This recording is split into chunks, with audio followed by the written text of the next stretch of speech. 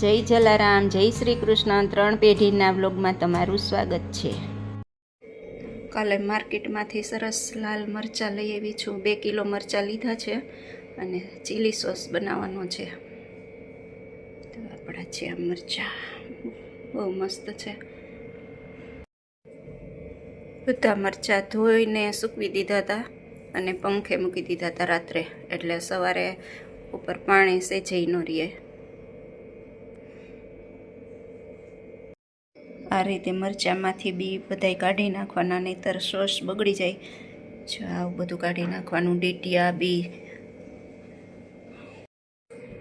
મરચાં સુધારી લીધા છે બધાય, નાના નાના કટકા કરી નાખ્યા છે, એટલે પીસવામાં મજા આવે, વાર ન લાગે પીસવામાં. આવા નાના પીસ કરીને તો એના બધાય બી અને ડીટિયા કાઢી નાખ્યા છે. આવી રીતના બધાય બી ન રહેવા દેવાના, નહીંતર બગડી જાય. 2 કિલો મરચાં છે અને સામે 2 કિલો ખાંડ છે. 250 ગ્રામ જેટલા લીંબુ લીધા છે અને જોઈતા પ્રમાણમાં મીઠું.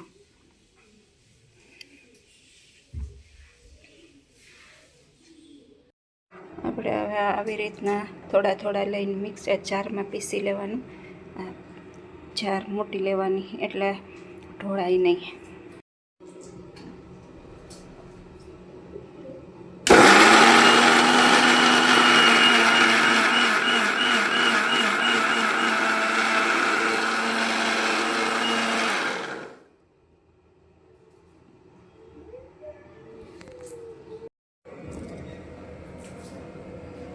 આ દળેલી ખાંડ, લીંબુનું પાણી કાઢી લીધું છે, આ નિમક. મરચાં પીસીને તપેલામાં ભરી અને ઢાંકી દીધા છે. હવે આપણે તડકે મૂકવા જવાના છે. સોસ તો બનાવવાની તૈયારી કરી છે, પણ વરસાદ થોડોક વાતાવરણ બદલી ગયું છે.